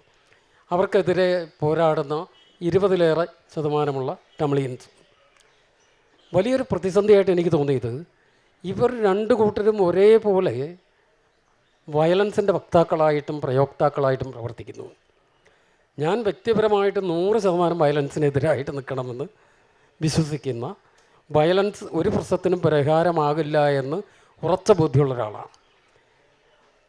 ഈ ശ്രീലങ്കൻ വിഷയത്തിൽ നമ്മൾ സിംഹളരോടോ തമിഴരോടോ പൂർണ്ണമായി നമുക്ക് ചേർന്ന് നിൽക്കാൻ പറ്റാത്ത ഒരവസ്ഥയുണ്ടാകും. തമിഴർ എന്ന് മൊത്തമായിട്ട് പറയാൻ പറ്റില്ല. എന്ന് വെച്ചാൽ തമിഴ് പോരാട്ടത്തിൻ്റെ നേതൃത്വം ഏറ്റെടുത്ത് നിന്നിരുന്ന LTT പോലെയുള്ള പ്രസ്ഥാനങ്ങളുടെ നിലപാടുകളോട് നമുക്ക് യോജിക്കാൻ കഴിയില്ല. അപ്പോൾ അങ്ങനെ വരുന്ന സമയത്ത് ആ വിഷയത്തിൽ ഞാൻ അന്വേഷിച്ചിരുന്ന അവിടെ സമാധാനത്തിനെക്കുറിച്ച് സംസാരിക്കുന്നവരുണ്ടാവും. ആദ്യം അത്തരം ആളുകളെ കണ്ടുമുട്ടാൻ തന്നെ എനിക്ക് വളരെ ബുദ്ധിമുട്ടായിരുന്നു. എന്ന് പറഞ്ഞാൽ വളരെ തീവ്രമായ നിലപാടുകളുള്ള, ആ ഹിംസയെ ന്യായീകരിക്കുന്ന, ഹിംസ കൊണ്ട് പരിഹരിക്കാമെന്ന് വിശ്വസിക്കുന്ന ആളുകളാണ്. പക്ഷേ കുറച്ച് കഴിയുമ്പോൾ ഒരു സ്റ്റേജിൽ സമാധാനത്തിന് വേണ്ടി സംസാരിക്കുന്ന ആളുകളെയും അവരുമായിട്ട് ബന്ധപ്പെടുന്ന പ്രസ്ഥാനങ്ങളെയൊക്കെ കണ്ടുമുട്ടും. ഞാൻ സുഗന്ധി ഡെഡിക്കേറ്റ് ചെയ്ത് സമർപ്പിച്ചിരിക്കുന്നത് ഡോക്ടർ രജനി തിരണഗാമ എന്ന് പറയുന്ന ഒരു മനുഷ്യാവകാശ പ്രവർത്തകയ്ക്കാണ്. അവർ ജാഫ്ന യൂണിവേഴ്സിറ്റിയിലെ ജാഫ്ന മെഡിക്കൽ കോളേജിലെ അധ്യാപികയായിരുന്നു. സമാധാനത്തിന് വേണ്ടി സംസാരിച്ചതിൻ്റെ പേരിൽ വെടിയേറ്റ് മരിച്ച ആളാണ്. അവർ മാത്രമല്ല, ഒരുപാട് പേർ അത്തരത്തിൽ വെല്ലുവിളികളെ ഏറ്റിട്ടുണ്ട്. അപ്പോൾ ഈ പൊളിറ്റിക്കലായിട്ടുള്ള ഒരു നിലപാട് നമ്മൾ എടുക്കേണ്ടി വരുമ്പോൾ ഇതാണൊരു പ്രശ്നം. നമ്മൾ വയലൻസിനോട് നമ്മൾ എടുക്കുന്ന നിലപാട് എന്താണ്? പിന്നെ അതേപോലെ വേറൊരു ഇതുണ്ട്. ഇപ്പോൾ നമ്മൾ കേരളത്തിൽ പുറത്തുള്ള കാര്യങ്ങൾ എഴുതുന്നതിനെപ്പറ്റി പറഞ്ഞ സമയത്ത്, ഇത് സാഹിത്യം എന്നുള്ള കലാസൃഷ്ടിയിൽ നമ്മൾ വളരെ സമർത്ഥമായി ചെയ്യുന്ന ചില കാര്യങ്ങൾ, കേരളത്തിലുള്ള കാര്യങ്ങൾ പറയാൻ, അല്ലെങ്കിൽ ഇന്ത്യയിലുള്ള കാര്യങ്ങൾ പറയാൻ വേണ്ടിയിട്ട് നമ്മൾ മറ്റൊരു ഇടത്തിലെ കാര്യങ്ങൾ പറയും. ഇപ്പോൾ ശ്രീലങ്കയെപ്പറ്റി പറയുന്നത് ശ്രീലങ്കയെപ്പറ്റി മാത്രമല്ലല്ലോ പറയുന്നത്, അല്ലെങ്കിൽ LTTയെ പറ്റി പറയുന്നത് LTTയെ പറ്റി മാത്രമല്ല. ഒരു പ്രസ്ഥാനം എങ്ങനെ ജനാധിപത്യ വിരുദ്ധമാവുകയും ഹിംസയുടെ വഴി സ്വീകരിക്കുകയും ചെയ്യുമ്പോൾ ആ പ്രസ്ഥാനത്തിൻ്റെ നേതൃത്വവും പ്രസ്ഥാനവും മാത്രമല്ല, ആ പ്രദേശത്ത് ജീവിക്കുന്ന വളരെ വലിയ ഒരു വിഭാഗം നിസ്സഹായരായ നിരപരാധികളായ ആളുകൾ കൂടി അതിൻ്റെ ഇരകളാക്കപ്പെടുന്നു എന്നുള്ളൊരു വശമുണ്ട്. ഇതിൻ്റെയൊക്കെ സമാനതകൾ നമുക്ക് നമ്മുടെ ഇടങ്ങളിലേക്ക് നോക്കിയാൽ കാണാവുന്ന. അപ്പോൾ സാഹിത്യത്തിന് അത്തരത്തിലൊരു വശമുണ്ട്. രാഷ്ട്രീയമായി എഴുത്തുകാരൻ്റെ നിലപാട് എവിടെയാണ്, എന്തിനോടാണ് ചേർന്ന് നിൽക്കുന്നത് എന്ന് വെച്ചാൽ എന്നെ സംബന്ധിച്ച് അത് വളരെ ക്ലിയറാണ്. അതുകൊണ്ട് എനിക്ക് അത്ര ഒരു സംഘർഷം വന്നത്. ഇപ്പോൾ മാമാഫ്രിക്ക എന്നുള്ള നോവൽ ചെയ്യുമ്പോഴാണെങ്കിലോ, അല്ലെങ്കിൽ കാശ്മീരിനെ പറ്റി, കാശ്മീരി വുമൺ ഫോർ പീസ് എന്നാണ് എൻ്റെ നോവലിലെ അവിടുത്തെ ഒരു വനിതാ സംഘടനയുടെ പേര്. ഒരു സാങ്കല്പിക സംഘടനയാണ്, ഹാഫ് വിഡോസിൻ്റെയൊക്കെ സംഘടനയാണ്. സമാധാനത്തിന് വേണ്ടി സംസാരിക്കുന്ന, മനുഷ്യ സ്നേഹത്തിന് വേണ്ടി, സമാധാനത്തിന് വേണ്ടി പരസ്പര ബഹുമാനത്തോടു കൂടി കഴിയാൻ ശ്രമിക്കുന്ന ആളുകളെക്കുറിച്ച് സംസാരിക്കുകയാണ്. പക്ഷേ അതത്ര ലളിതമല്ല പ്രവീൺ ചോദിച്ച പോലെ. എന്താണെന്ന് വെച്ചാൽ ഇപ്പോൾ ഈ സുഗന്ധി പ്രസിദ്ധീകരിച്ച് വന്നതിനൊക്കെ ശേഷം എനിക്കുണ്ടായ ചില അനുഭവങ്ങൾ എന്താണെന്ന് വെച്ചാൽ, വളരെ തമിഴ് പൊളിറ്റിക്സിൽ വിശ്വസിക്കുന്ന ആളുകളെ സംബന്ധിച്ച് ആ വയലൻസ് ന്യായമാണ്. നമ്മൾ വയലൻസിനെ തള്ളിപ്പറയുന്നത് അവർക്കത്ര ഉൾക്കൊള്ളാൻ കഴിഞ്ഞു എന്ന് വരില്ല. മറ്റൊരു തരത്തിൽ നോക്കിയാൽ ചില ന്യായീകരണങ്ങൾ അതിലെത്താൻ കഴിയും ചെയ്യും. പൂർണ്ണമായിട്ട് നമ്മൾ അഹിംസാവാദിയായിട്ട് പറയുന്നല്ല, നമ്മൾ ആ പൊള്ളുന്ന യാഥാർത്ഥ്യങ്ങൾ അനുഭവിക്കാത്തത് കൊണ്ടാണ് നമുക്ക് സമാധാനത്തെപ്പറ്റി സംസാരിക്കാൻ കഴിയുന്നത്. അപ്പം നമ്മൾ കേരളം പോലുള്ള ഒരു മണ്ണിൽ ജീവിക്കുന്ന ഒരാളെ സംബന്ധിച്ചിടത്തോളം ഇത്തരത്തിലുള്ള യുദ്ധങ്ങളോ അല്ലെങ്കിൽ വളരെ ഹിംസാത്മകമായ പോരാട്ടങ്ങളുടെയോ ഇടയിൽ ജീവിക്കാത്തത് കൊണ്ട് വ്യക്തിപരമായി നമ്മൾ വയലൻസിൻ്റെ ഇരയല്ല. ഇപ്പം ഞാനോ എൻ്റെ വളരെ അടുപ്പമുള്ള എൻ്റെ കുടുംബത്തിൽപ്പെട്ട ആളുകളോ ബന്ധുക്കളോ എൻ്റെ സുഹൃത്തുക്കളോ ആയിട്ടുള്ള ആളുകൾ വയലൻസിൻ്റെ ഇരയാകുന്നത് വരെയാണ് നമുക്ക് സമാധാനത്തിനെക്കുറിച്ച് ആവർത്തിച്ച് സംസാരിക്കാൻ കഴിയുക. മറ്റൊരിടത്തിൽ നിന്നാൽ ചിലപ്പോൾ നമുക്കത് കഴിഞ്ഞൊന്നും വരില്ല. അതും വലിയൊരു പ്രശ്നമാണ്. അപ്പോൾ നമ്മുടെ പൊളിറ്റിക്സ് അവിടെ വാലിഡ് ആകാതെ പോകും. ഇപ്പോൾ കുറച്ചൊരു സങ്കീർണമായിട്ടുള്ള കാര്യമാണ്. പക്ഷെ ഞാനത് മനസ്സിലാക്കുന്നത് എഴുത്തുകാരൻ എവിടെ നിൽക്കുന്നു എന്നതിനെപ്പറ്റി കൃത്യമായുള്ള ഒരു ധാരണ ഉണ്ടാക്കുകയാണെങ്കിൽ ഒരു പരിധി വരെ മറികടക്കാൻ കഴിയുന്ന കാര്യമാണ്. ടി രാമകൃഷ്ണൻ്റെ മാമ ആഫ്രിക്കയും സുഗന്ധിയുമെല്ലാം ഒരു സമാന്തര വായന ഇന്ത്യൻ പശ്ചാത്തലത്തിൽ നടത്തിക്കൊണ്ടേ നമുക്ക് ഈ വായന പൂർത്തിയാക്കാൻ പറ്റുള്ളൂ എന്നാണ് ഇപ്പോൾ പറഞ്ഞു വെച്ചിരിക്കുന്നത്. എനിക്ക് തോന്നുന്നത് അതൊരു വലിയൊരു സാധ്യതയാണ്. ഈ നോവലുകളൊക്കെ നമ്മുടെ ഇന്ത്യൻ അന്തരീക്ഷത്തിൽ വായിക്കുമ്പോൾ ഒരുപക്ഷെ കൂടുതൽ ആഴത്തിലുള്ള വ്യാപ്തിയുള്ള കാഴ്ചകൾ നമുക്ക് ലഭിക്കും. അതേസമയത്ത് സന്തോഷ് കുമാറിൻ്റെ രചനകളിൽ ആന്തരികമായ രാഷ്ട്രീയ പ്രതിസന്ധികളാണ് സന്തോഷ് ആദ്യകാലത്തുള്ള എല്ലാ കഥകളിലും. സന്തോഷ് ഇടപെട്ടിരുന്ന രാഷ്ട്രീയം എന്ന് പറയുന്നത് മനുഷ്യബന്ധങ്ങൾക്കിടയിലുള്ള വ്യക്തികളുടെ ആന്തരിക സംഘർഷങ്ങൾ മാത്രമേ സന്തോഷ് ഒരു രാഷ്ട്രീയ നിലപാടായിട്ട് ചെയ്തിട്ടുള്ളൂ. എന്നാൽ അതേസമയത്ത് ഇപ്പോൾ ജ്ഞാനഭാരത്തിൽ ഭാഗികമായിട്ടും തപോമയിൽ ഒക്കെ വരുമ്പോഴേക്കും അത് കുറേ കൂടി തീക്ഷ്ണമായിട്ട് വരുന്നുണ്ട്. ഈ അന്ധകാരനഴിയിൽ അധികം വിട്ടും അന്ധകാരനഴിയിൽ സന്തോഷ് കുറേ കൂടി ഈ ഇത് പറഞ്ഞ ഒരു രാഷ്ട്രീയ നിലപാട് എടുക്കുന്നുണ്ട്. അക്കാര്യത്തിൽ സന്തോഷം എങ്ങനെയാണ് ഈ തപോമയിലേക്കൊക്കെ വരുമ്പോഴേക്ക് ഈ നിലപാടുകൾ എങ്ങനെയാണ് പുറത്തൊരു സ്ഥലത്തെ സ്വന്തം നാടിൻ്റെ നിലപാടുകളായിട്ട് എങ്ങനെയാണ് ഈ അനുരഞ്ജനം സാധ്യമാക്കുന്നത്? നമ്മൾ വായിക്കുമ്പോഴോ അല്ലെങ്കിൽ സിനിമ കാണുമ്പോഴൊക്കെ നമ്മൾ ശ്രദ്ധിക്കുന്ന ഒരു കാര്യം, ലോകത്തെ മനുഷ്യരുടെ പ്രശ്നങ്ങളൊക്കെ ഏതാണ്ടൊക്കെ ഒരുപോലെയാണ് ഇന്നത്തെ കാലത്ത് എന്ന് തോന്നും. നമുക്ക് ജീവിക്കാനുള്ള സാഹചര്യങ്ങൾ ആവശ്യമുണ്ട്, സ്വാതന്ത്ര്യം ആവശ്യമുണ്ട്. ഇതാണ് രാഷ്ട്രീയം. അത് പലതരത്തിൽ സംസാരിക്കുന്നു എന്നുള്ളതേ ഉള്ളൂ. പല സമയത്ത് നമുക്ക് ഇപ്പോൾ ഈ അഭയാർത്ഥികളുടെ ഒരു പ്രശ്നം എടുക്കുക. അഭയാർത്ഥികളെ ആളുകൾ കേരളത്തിൻ്റെ ഒരു കാലാവസ്ഥയിൽ ഇപ്പോൾ ഈ ട്രംപ് ഇപ്പോൾ ചെയ്തുകൊണ്ടിരിക്കുന്ന സംഗതി വേറെ രീതിയിൽ നമുക്ക് ആലോചിച്ച് കഴിഞ്ഞാൽ ആളുകളെ നീതീകരിക്കാവുന്നൊരു കാര്യം പറയുന്നത്, അവിടെ അനധികൃതമായിട്ട് കുടിയേറി വന്നിട്ടുള്ള മനുഷ്യരാണ്, അവരെ പുറത്താക്കുക എന്നുള്ളൊരു ഭരണാധിപൻ എന്നുള്ള രീതിയിൽ അദ്ദേഹം ചെയ്യേണ്ടതല്ലേ എന്നുള്ള രീതിയിലുള്ളൊരു ചില ന്യായീകരണങ്ങളാണ് വരുന്നത്. ഇത് കേരളത്തിലിരുന്ന് പറയാൻ നമുക്ക് വലിയ അവകാശമില്ല എന്ന് എൻ്റെ തോന്നൽ. നമ്മൾ 60കളിൽ 50കളുടെ അവസാനം 60കളിൽ കള്ള ലോഞ്ചിൽ പോയിട്ടാണ് ഗൾഫിൽ നമ്മുടെ ഇപ്പോഴത്തെ ജീവിതം കരിപ്പിടിപ്പിക്കുന്നത്. ആരെങ്കിലും അമേരിക്കയിലൊക്കെ അല്ലെങ്കിൽ മറ്റുള്ള വളരെ സമൃദ്ധമായിട്ടുള്ള രാജ്യങ്ങളിലേക്ക് പോകുന്നത് എന്തെങ്കിലും ഒരു കൂടുതൽ ഒരു അവകാശങ്ങൾക്ക് അല്ലെങ്കിൽ കൂടുതൽ സുഖിക്കാനല്ല, അവർക്ക് വേറെ രാഷ്ട്രീയമായിട്ടുള്ള ചില അസന്ധിഗ്ധതകളും ഭയങ്ങളൊക്കെ ഉള്ളതുകൊണ്ടാണ്. നമ്മൾ 60കളിൽ ഇവിടെ നിന്ന് കള്ള ലോഞ്ചിൽ പോകണം. പത്തേമാരി എന്നുള്ള സിനിമ എല്ലാവരും കണ്ടിട്ടുണ്ടാവും. അതുപോലെ ദുബായ് പുഴ എന്ന് പറഞ്ഞാൽ ഇവിടെ കൃഷ്ണദാസിൻ്റെ ഒരു നോവലുണ്ട്. അത് എത്ര പേര് ശ്രദ്ധിച്ചിട്ടുണ്ടെന്ന് അറിയാം. നല്ലൊരു പുസ്തകമായിരുന്നു അദ്ദേഹം. അതിലൊക്കെ ഉള്ള ആളുകൾ അവിടെ പോയി ഒരു തമാശയാണെങ്കിൽ ഈ നാടോടിക്കാറ്റിൽ ഇപ്പം അതിനൊരു ശ്രമം നടക്കുന്നുണ്ട് ആ സിനിമയിൽ. അപ്പോൾ അവിടെ പോയി നമ്മൾ രക്ഷപ്പെട്ട് പോയി അവിടെ പാസ്പോർട്ടൊന്നുമില്ല, പാസ്പോർട്ട് എന്ന് പറയുന്ന സംഭവമില്ല, വീസ ഒറ്റുമില്ല. അങ്ങനെ പോയി പതുക്കെ നമ്മൾ രൂപീകരിച്ചെടുത്തിട്ടുള്ളൊരു കേരളത്തിൽ നിന്നുകൊണ്ടാണ് നമ്മൾ സംസാരിക്കുന്നത്. നമുക്ക് പറയാം, ഇതിന് വളരെയധികം കാര്യങ്ങളൊക്കെ പറയാം. മെക്സിക്കൻ ബോർഡർ എന്ന് പറഞ്ഞു കഴിഞ്ഞാൽ അത് ചാടിക്കിടക്കുന്ന എത്രയോ ആളുകളെയൊക്കെ പറ്റിയിട്ട് നമുക്കറിയാം. അഭയാർത്ഥികളുണ്ട്. എന്നാൽ ഇവർ പോകുമ്പോൾ തീർച്ചയായിട്ടും അതിൽ ചില ഹിംസകളും കാര്യങ്ങളും ഇപ്പോൾ യൂറോപ്പിൽ അനുഭവപ്പെടുന്നുണ്ട്. അതിൻ്റെയൊക്കെ ഈ വിഷയങ്ങൾ നിഷേധിച്ചുകൊണ്ടല്ല പറയുന്നത്. പക്ഷെ ലോകത്ത് മനുഷ്യൻ ചെയ്യുന്ന എല്ലാ കാര്യങ്ങൾക്കും പിന്നിൽ അവൻ്റെ ജീവിതമായിട്ടുള്ള ഒരു താരതമ്യം നമുക്ക് ചെയ്യാൻ പറ്റും. നമ്മളിന്ന് അനുഭവിക്കുന്ന ഒരു തരത്തിലുള്ള സുരക്ഷിതത്വം എല്ലാ മനുഷ്യരുടെയും ആഗ്രഹം തന്നെയാണ്. എല്ലാ മനുഷ്യർക്കും ഈ പറഞ്ഞ ജോലിയും ജീവിതവും കുടുംബവും ഒക്കെ ആവശ്യമുണ്ട്. പലപ്പോഴും നടക്കാതെ വരുമ്പോഴാണ് ഇങ്ങനെയുള്ളൊരു ചില എക്സ്ട്രീം സ്റ്റെപ്പുകളിൽ, ഇപ്പോൾ ടി ഡി രാമകൃഷ്ണൻ പറഞ്ഞ പോലെ തന്നെ എന്തുകൊണ്ട് ഈ LTTE പോലെയുള്ള ഭീകര സംഘടനകളെ നമ്മൾ വേറെ രീതിയിലെങ്കിലും അവർ ചെയ്യുന്നത് ന്യായമാണെന്ന് എനിക്ക് തോന്നുന്നില്ല. അത് വേറെ രീതി നമുക്ക് ആർക്കും തോന്നുന്നില്ല. അതിനെ വേറെ രീതിയിൽ ഹൈജാക്ക് ചെയ്തിട്ടുള്ള ഒരു പ്രസ്ഥാനമാണ് ഈ ലിബറേഷൻ ടൈഗേഴ്സൊക്കെ. അങ്ങനെ പല പ്രസ്ഥാനങ്ങൾ ഇപ്പോഴും നമ്മളെല്ലാവരും പലരും ന്യായീകരിച്ചുകൊണ്ടിരിക്കുന്നുണ്ട്. അത് അൾട്ടിമേറ്റ്ലി അതൊന്നും ഒരു ഗുണം ചെയ്യും തോന്നുന്നില്ല. പക്ഷേ സ്വാഭാവികമായിട്ട് അവരുടെ ഭാഗത്തു നിന്ന് ആലോചിക്കുമ്പോൾ ഈ രാഷ്ട്രീയത്തിൽ ചില സാധ്യതകളുണ്ട്. അപ്പോൾ എന്തുകൊണ്ട് നമ്മൾ തകർക്കപ്പെട്ട ആൾ അല്ലെങ്കിൽ വേദനിക്കപ്പെട്ട മുറിവേറ്റപ്പെട്ട മനുഷ്യരെ സംബന്ധിച്ച് ആ പ്രതികരണം വ്യത്യാസമായിരിക്കും. നമുക്കിവിടെ നിന്ന് പുറത്തു നിന്ന് പറയാനായിട്ട് എളുപ്പമുണ്ടായിരിക്കും, പക്ഷെ അതല്ല അതിൻ്റെ ഒരു സാധ്യത എന്ന് എനിക്ക് തോന്നുന്നു. ഈ ഭൂമികയുടെ കാര്യങ്ങൾ ഒരു കാര്യം കൂടി ഞാൻ പറയാം. കേരളത്തിൽ ഇപ്പം ഈ രാഷ്ട്രീയത്തിൻ്റെ കാര്യം ഇപ്പോൾ ഇന്നലെ എനിക്ക് NS മാധവനുമായിട്ടുള്ളൊരു ചർച്ച ഉണ്ടായിരുന്നു. അപ്പോൾ അദ്ദേഹത്തിൻ്റെ പല കഥകളും 10-20 വർഷത്തിന് ശേഷം വീണ്ടും വായിക്കുമ്പോൾ, ഇപ്പോൾ ഒരു ഉദാഹരണം കാർമൻ എന്ന കഥ. ഈ കാർമൻ എന്ന കഥ നടക്കുന്നത് എവിടേക്കാണെന്ന് ആലോചിച്ച് നമുക്കറിയാം. ഒന്ന് വെനീസിലാണ് നടക്കുന്നത്.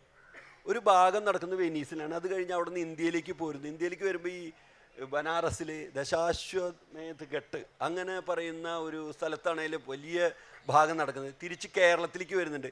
ഇതൊരു ആ സമയത്തുള്ള സഞ്ചാരം. അത് കൂടാതെ ഭൂതകാലത്തിലേക്ക് സഞ്ചാരമുണ്ട് മാനസികമായിട്ട്. ഇപ്പോൾ ഒരു താത്രിക്കുട്ടിയുടെ നമ്മൾ ഏറ്റവും കൂടുതൽ നമ്മുടെ ചരിത്രം പറഞ്ഞിട്ടുള്ള ബ്രഷ്ടിൻ്റെ കാലഘട്ടത്തിലേക്കുള്ളൊരു സഞ്ചാരമുണ്ട്. കുഞ്ഞിരാമൻ നായരുടെ കവിയുടെ കാൽപ്പാടുകൾ എന്ന രചനയുമായിട്ടുള്ള അങ്ങനെ ഒരു വേറെ രീതിയിലൊരു മാനസിക സഞ്ചാരമുണ്ട്. അപ്പോൾ ഇതന്ന് നമ്മൾ വായിക്കുമ്പോൾ പല രീതിയിൽ നമ്മൾ ആസ്വദിച്ച വലിയൊരു എടുപ്പ് പോലെ പല സ്ഥലങ്ങളിൽ സഞ്ചരിക്കുകയും അതിനെ വളരെ മനോഹരമായിട്ട് യോജിപ്പിക്കുകയും ചെയ്തിട്ടുണ്ട്. ഇപ്പോൾ 20 വർഷത്തിന് ശേഷം വീണ്ടും വായിക്കുമ്പോൾ ഞാൻ ഈ പറഞ്ഞ വെനീസിൽ പോയി, അങ്ങനെയുള്ള ചില സ്ഥലങ്ങളൊക്കെ പോയിട്ട് എപ്പോഴും ബനാറസിൽ പോയിട്ടില്ല. അത് ആലോചിക്കുമ്പോൾ അപ്പോൾ നമുക്ക് മനസ്സിലാവും ഈ സ്ഥലം എന്നുള്ള കാര്യത്തെ വളരെ എത്രയും സൂക്ഷ്മമായിട്ടാണ് സംയോജിപ്പിച്ചിരിക്കുന്നത്. അത് ശരിക്കും അവിടെ നിന്ന് ചിലപ്പോൾ ഒരാഴ്ച പോയിട്ടാവും അദ്ദേഹം നിന്നിട്ടുണ്ടാവുക. പക്ഷേ ഈ കഥയിലേക്ക് കൊണ്ടുവരാനുള്ള വലിയ തീരുമാനങ്ങളും ശ്രമങ്ങളും അതിൽ നടന്നിട്ടുണ്ട് എന്നാണ് പറയുന്നത്. അത് അതിൻ്റെ ഒരു കാര്യം. രാഷ്ട്രീയം തീർച്ചയായിട്ടും ഈ പറഞ്ഞ പോലെ തന്നെ നമ്മൾ തന്നെയല്ല ഇപ്പോൾ നമ്മുടെ ഈ ബട്ടർഫ്ലൈ എഫക്റ്റ് എന്നൊക്കെ പറഞ്ഞ ഒരു ചെറിയ സംഗതി ലോകത്തെ മുഴുവൻ സ്വാധീനിക്കും. ഒരു ചെറിയ സംഭവം. ഇപ്പോൾ എല്ലാവരും കൈയടിച്ചിരുന്നാണ് ട്രംപ് വരുന്നത്. ട്രംപ് വന്ന് പിറ്റേ ദിവസം അയാളുടെ തീരുമാനങ്ങളോടുകൂടി സ്റ്റോക്ക് മാർക്കറ്റൊക്കെ കൂപ്പുകുത്തി എന്നല്ലേ പറയാം. അതോടുകൂടി ഇപ്പോൾ അദ്ദേഹത്തിന് കൈയടിച്ചവരൊക്കെ വേറെ രീതിയിൽ മാറിപ്പോയിട്ടുണ്ടായിരിക്കും. അപ്പോൾ അങ്ങനെ ഒരു സ്ഥലത്ത് ഏതെങ്കിലും ലോക്കലൈസ്ഡ് ആയിട്ട് ഒരു പ്രശ്നമായിട്ട് ഒതുങ്ങി നിൽക്കുന്നില്ല എന്നുള്ളതാണ് രാഷ്ട്രീയത്തെ പറ്റി പറയാനുള്ളത്. അപ്പോൾ ലോകം വിസ്തൃതമാകുന്നത് പോലെ തന്നെ ജീവിതവും വിസ്തൃതമായിക്കൊണ്ടിരിക്കുക എന്നുള്ളതാണ്. അതാണ് അതിൻ്റെ ഒരു പൊളിറ്റിക്സ് എനിക്ക് തോന്നുന്നു. ഈ രണ്ട് സംഭാഷണങ്ങൾ നമുക്ക് മനസ്സിലാക്കുന്നത് മലയാളികളായ നമ്മൾ രാഷ്ട്രീയത്തെ മനസ്സിലാക്കുന്നത് ഒരുപക്ഷെ ലോകത്തിൻ്റെ കാഴ്ചപ്പാടിലായിക്കൊണ്ടിരിക്കുന്ന ഒരു കാലത്തേക്കാണ് നമ്മൾ വളർന്നുകൊണ്ടിരിക്കുന്നത്. അല്ലെങ്കിൽ നമ്മൾ ലോകത്തെ മുഴുവൻ നമ്മുടേതായി മാറ്റുന്ന, അത് ചിലപ്പോൾ കേരളത്തിൽ മാത്രമായിരിക്കും, ലോകത്താകെ അങ്ങനെ തന്നെ ആയിരിക്കും സംഭവിക്കുന്നത്. ഒരേ തരത്തിലുള്ള മാറ്റങ്ങളുടെ അനുരണനങ്ങൾ ഇങ്ങനെ എല്ലാ സ്ഥലത്തേക്കും പടർന്നുകൊണ്ടിരിക്കുന്നു. ഇപ്പം നേരത്തെ സന്തോഷ് പറഞ്ഞു, ഈ ട്രംപിൻ്റെ കാര്യം പറഞ്ഞു. അതേസമയത്ത് കരയിലെ മീനുകളിൽ ഇപ്പം നിർമ്മല അതിൻ്റെ ഇൻട്രൊഡക്ഷനായിട്ട് പറഞ്ഞു അമേരിക്കയിലാണ് ഈ കഥ നടക്കുന്നത് എന്നുള്ളത്. അപ്പോൾ അമേരിക്കൻ രാഷ്ട്രീയത്തിനെ നിങ്ങൾ എങ്ങനെയെങ്കിലും ഇതിൽ ഉൾപ്പെടുത്തിയിട്ടുണ്ട്? എന്താണ് ട്രംപിനെയൊക്കെ നിങ്ങൾ എങ്ങനെയാണ് ഇതിൽ ഡീൽ ചെയ്തിട്ടുള്ളത്? തീർച്ചയായിട്ടും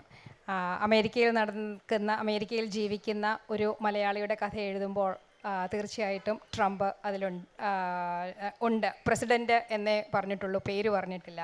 ഇത് 2018 ഫെബ്രുവരി 4-നാണ് കഥ തുടങ്ങുന്നത്. കൃത്യമായ ഒരു ദിവസമുണ്ട്, സൂപ്പർ ബോളിൻ്റെ ആ ദിവസമാണ് തുടങ്ങുന്നത്. ഇതിലെ നായകൻ നേരത്തെ പറഞ്ഞതുപോലെ ജീവിതം എന്ന് തന്നെ പരാജയപ്പെടുത്തി എന്ന് വിശ്വസിക്കുന്ന ഒരു പാവ മനുഷ്യനാണ്, ഒരു പാവ മലയാളിയാണ്. അയാളുടെ കണ്ണിലൂടെയാണ് അമേരിക്കൻ രാഷ്ട്രീയത്തെ കാണുന്നത്. ഇത് രാഷ്ട്രീയം പറയുന്ന നോവലല്ല, എന്നാൽ ഒരു കുടിയേറ്റക്കാരൻ്റെ കണ്ണിൽ, ഈ വ്യത്യാസങ്ങളെ, അമേരിക്കയിൽ വന്നുകൊണ്ടിരിക്കുന്ന വ്യത്യാസങ്ങളെ എങ്ങനെയാണ് അയാൾ കാണുന്നത് എന്നാണ് പറയുന്നത്. ഇപ്പോൾ 2016 ഇലക്ഷനിൽ ട്രംപിനെ എൻഡോഴ്സ് ചെയ്തത് തന്നെ NRA ആണ്, നാഷണൽ റൈഫിൾസ് അസോസിയേഷൻ. അതായത് തോക്കുകളുടെ ഉപയോഗിക്കുന്നതിനും വ്യാപാരികളുടെയും സംഘടനയാണ്. അതിന് അവർ 3 കോടി അമേരിക്കൻ ഡോളറാണ് അതിനുവേണ്ടി NRA ചിലവാക്കിയത്. അതിൽ $1 കോടി ഹില്ലറി ക്ലിൻ്റന് എതിരെ കുപ്രചരണം നടത്താനും അവരുടെ കുറവുകളും കാണിക്കാനും വേണ്ടിയായിരുന്നുള്ളൂ. അതിനുള്ള കാരണം ഹില്ലറി ക്ലിൻ്റൻ്റെ ഏറ്റവും വലിയ ലക്ഷ്യങ്ങളിലൊന്ന് പിന്നെ തോക്കിൻ്റെ ഉപയോഗത്തിൽ നിയന്ത്രണം വരുത്തുക എന്നുള്ളതായിരുന്നു. കാരണം അവിടെ വെടിവയ്പ്പ് വളരെ അധികമായി വരുന്നുണ്ട്. ഈ 2018 ഫെബ്രുവരി 14 വാലന്റൈൻസ് ഡേയിലാണ് ഫ്ലോറിഡയിലെ ഒരു സ്കൂളിൽ ഒരാൾ പോയി വെടിവെച്ച ഏറ്റവും കൂടുതൽ മരണം നടന്ന ഒരു വെടിവയ്പ്പുണ്ടായത്. സോ ആ തരത്തിൽ മുന്നോട്ട് പോകുന്ന അമേരിക്കയ്ക്കെതിരെ അന്തം വിട്ട് നിൽക്കുന്ന ഒരു മലയാളിയുടെ കണ്ണിലൂടെയാണ് അവിടുത്തെ രാഷ്ട്രീയത്തെ കാണുന്നത്. ആ സംഭവം നടന്നു കഴിഞ്ഞപ്പോൾ ജനമിളകി, വിദ്യാർത്ഥികളെല്ലാം കൂടി തലസ്ഥാനത്തേക്ക് വാഷിങ്ടണിലേക്ക് ജാഥ പോയി. അവിടെ അപ്പോൾ പ്രസിഡന്റ് ഇവരോട് സംസാരിക്കാൻ നിർബന്ധിതനായി. അപ്പോൾ ട്രംപ് പറഞ്ഞത് സ്കൂളുകളിലെ ടീച്ചേഴ്സിനും കൂടി നമുക്ക് തോക്ക് കൊടുക്കാം, ഇങ്ങനെ അതിച്ചു വരുന്നവരെ പ്രതിരോധിക്കാൻ വേണ്ടി എന്ന്. അതെ, അപ്പോൾ എന്താണ് പിന്നെ കൂടുതൽ തോക്ക് വിൽക്കാനുള്ള ഒരു ഉപാധിയായി അതിനെ മറിച്ചിടുകയാണ് ചെയ്യുന്നത്. ഈ വർഷത്തെ കണക്കുകൾ ഇതുവരെ എനിക്കറിയില്ല, ഞാൻ കണ്ടിട്ടില്ല. ഇനി അധികം വൈകാതെ വരും NRA എത്രമാത്രം അതിൽ പങ്ക് എടുത്തിട്ടുണ്ട്, എന്തെല്ലാം അവരുടെ കൈയുണ്ടെന്ന്. നമ്മളിവിടെ ഒക്കെ കിട്ടുന്ന വാർത്തകളിൽ നിന്നും എത്രയോ വിഭിന്നവും എത്രയോ ഗാഠവുമായ വിചാരങ്ങളും ചിന്തകളും അതിൻ്റെ ദുരുദ്ദോഷങ്ങളും ഇതിലുണ്ടെന്നുള്ളത് സാധാരണക്കാരനായവർക്ക് മനസ്സിലാകാൻ ബുദ്ധിമുട്ടായിരിക്കും. എൻ്റെ ഒരു വിശ്വാസം, എൻ്റെ ഒരു പ്രതീക്ഷ ഈ മാത്തുക്കുട്ടി എന്ന ഈ പാവം പിടിച്ച മനുഷ്യൻ്റെ ചിന്തകളിലൂടെ കുറച്ചെങ്കിലും ആളുകൾക്ക് മനസ്സിലാകും എന്നുള്ളതാണ്. ഒരു കാര്യം ഞാൻ ഇതിൽ ചേർക്കാം. ഇപ്പോൾ നമ്മളീ പറയുന്ന ചർച്ച ഭൂമിക ഉണ്ടല്ലോ, അത് ട്രംപിൻ്റെ കാര്യത്തിൽ വളരെ സത്യസന്ധമായിട്ട് തോന്നുന്നു. കാരണം അദ്ദേഹം ലോകത്തിലെ ഏറ്റവും വലിയൊരു റിയൽറ്ററാണ്, റിയൽ എസ്റ്റേറ്റ് ഉള്ള ആൾ. ഇപ്പോൾ പൂനെയിൽ ട്രംപ് ഹൗസ് ഉണ്ട്. അതുപോലെ അവിടെയൊക്കെ ഇവൻ താമസിക്കണമെങ്കിൽ തന്നെ ഇൻ്റർവ്യൂ ഒക്കെ നടത്തിയിട്ട് എടുക്കാത്രേ. ഞാൻ ഇപ്പോൾ US വന്ന സമയത്ത് ന്യൂയോർക്കിൽ ന്യൂ റോഷൽ എന്നുള്ള സ്ഥലത്ത് താമസിച്ചിരുന്നു. 10 ദിവസത്തോളം ഞാൻ ഈ ട്രംപ് ടവേഴ്സിലാണ് താമസിച്ചത്. അപ്പോൾ ഷിക്കാഗോയിൽ മുമ്പ് ട്രംപ് ടവേഴ്സ്. അപ്പോൾ ലോകത്തെ മൊത്തത്തിൽ വലിയൊരു റിയൽ എസ്റ്റേറ്റ് ആയിട്ടാണ് അദ്ദേഹം കാണുന്നത്. അതിൻ്റെ പ്രത്യക്ഷമായിട്ട് ഉദാഹരണമാണ് ഈ ഗ്രീൻലാൻഡ് പിടിച്ചെടുക്കാനുള്ള ശ്രമം. അതുപോലെ പനാമ കനാൽ, ഇതിപ്പോൾ ഇന്നലെ പിന്നെ ഞാൻ പറ്റി ഇന്തോനേഷ്യയിൽ ഗാസ് ആളുകളെ മുഴുവൻ നേരത്തെ. മൊത്തത്തിൽ അങ്ങനെ ഒരു താല്പര്യം, അതിൻ്റെ ഒരു പശ്ചാത്തലം. അദ്ദേഹം പോലും പുറത്തുനിന്ന് വന്നിട്ടുള്ള ഒരാളാണ്, എങ്കിൽ പോലും അങ്ങനെ ഒരു പിൻബലം കൂടി അദ്ദേഹത്തിന് ഉണ്ടെന്നാണ് എൻ്റെ തോന്നൽ. എനിക്ക് തോന്നുന്നത് മൊത്തത്തിൽ ചർച്ച കുറച്ച് ചൂടേറിപ്പോയി തോന്നുന്നുണ്ട്. അതുകൊണ്ട് ഈ നോവലിൻ്റെ കരയിലെ മീനുകളുടെ അധ്യായങ്ങളുടെ പേരുകൾ എങ്ങനെയാണ്? വീഞ്ഞ്, റം, വോഡ്ക, ജിൻ, വിസ്കി, ബിയർ. ഇതിനെപ്പറ്റി പറഞ്ഞുകൊണ്ട് ഇതൊന്ന് തണുപ്പിക്കാന്നാണ് എനിക്ക് തോന്നുന്നത്. അതെ, ഇതൊരു മദ്യപാനിയുടെ കഥയാണ്. അതുകൊണ്ട് തന്നെ മദ്യത്തിന് ഇതിൽ കുറച്ച് പ്രാധാന്യമല്ല, മദ്യത്തെക്കുറിച്ച് കുറച്ച് അടിസ്ഥാന കാര്യങ്ങൾ വിവരിക്കുന്ന അധ്യായങ്ങളാണ് ഇപ്പോൾ പ്രവീൺ വായിച്ചത്. 6 ഘടകങ്ങളായിട്ട് തിരിച്ചിട്ട് ഈ അടിസ്ഥാനമായ 6 മദ്യങ്ങളെക്കുറിച്ച് പറയുന്നുണ്ട്. അതിലൊന്നാമത്തേത് വീഞ്ഞാണ്. ഇപ്പോൾ ഞങ്ങൾ താമസിക്കുന്ന കാനഡയിലെ ഒൻറ്റേറിയോ സംസ്ഥാനത്തിൽ നയഗ്ര വെള്ളച്ചാട്ടത്തിനടുത്തായിട്ടാണ്. തണുപ്പുള്ള സ്ഥലമാണ്. അവിടെ ആണ് ലോകത്തിൽ വെച്ച് ഉള്ളതിൽ ഏറ്റവും കൂടുതൽ ഐസ് വൈൻ ഉണ്ടാക്കുന്ന സ്ഥലം. ഈ ഐസ് വൈൻ എന്ന് പറയുന്നത് നല്ല കടുത്ത മധുരമുള്ള ഒരു പ്രത്യേക രസം, ഒരു ഫ്ലേവറുള്ള ഒരു വൈനാണ്. അതൊരു ഡിസേർട്ട് വൈനാണ്, നല്ല മധുരമുള്ള. നമ്മൾ ഊണിന് ശേഷം കേക്കോ പായസമോ കഴിക്കുന്ന പോലെ വളരെ കുറച്ച് മാത്രം കഴിക്കുന്ന ഒരു ഐസ് വൈൻ. അപ്പോൾ ഇതിൻ്റെ പ്രത്യേകത എന്താണെന്ന് വെച്ചാൽ ഇതുണ്ടാക്കുന്ന വിധം വ്യത്യാസമുണ്ട്. ഇപ്പോൾ ഈ ഒൻറ്റേറിയോ എന്ന് പറഞ്ഞ് ഞങ്ങൾ താമസിക്കുന്ന നയാഗ്ര ഏരിയയിൽ ഒരുപാട് വൈനറികളുണ്ട്. ധാരാളം മുന്തിരിപ്പാടങ്ങൾ നിരന്ന് ഉണ്ട്. നമുക്കത് കാണാൻ പോകാൻ പറ്റും. നല്ല രസമാണ്. മുന്തിരി ചെടികൾ ഇങ്ങനെ നിരനിരയായി നിർത്തി അതിനെ താങ്ങാൻ വേലികളുണ്ട്. അത് പക്ഷിയൊക്കെ തിന്നു പോകാതിരിക്കാൻ അതിന് നെറ്റിട്ടിട്ടുണ്ട്. അതിലൂടെ ഭംഗിയായിട്ടാണ്, കാണാൻ നല്ല രസമാണ്. ഈ ഇതിൽ നല്ലൊരു പങ്ക് മുന്തിരിയും അത് പാകമാകുമ്പോൾ ഫോളിൽ സെപ്റ്റംബർ ഒക്ടോബർ മാസങ്ങളിലാണെന്ന് തോന്നുന്നു പറിച്ചെടുക്കും. എന്നാൽ ഈ ഐസ് വൈൻ ഉണ്ടാക്കാനുള്ള മുന്തിരിങ്ങ ആ ചെടിയിൽ തന്നെ, മുന്തിരി ചെടിയിൽ തന്നെ നിർത്തും. അത് ആ വള്ളിയിൽ നിന്ന് തന്നെ ഫ്രീസ് ആവണം. അത് തന്നെ ഒരു പ്രത്യേക ടെമ്പറേച്ചറിൽ എത്തിയാലേ അത് നല്ല സ്വാദുള്ള ഐസ് വൈനായി വരുള്ളൂ. അതിൻ്റെ ജലാംശം ഐസ് ആവുകയും വേണം, എന്നാൽ അതിലെ ഷുഗർ ഫ്രീസ് ആവാനും പാടില്ലാത്തൊരവസ്ഥ.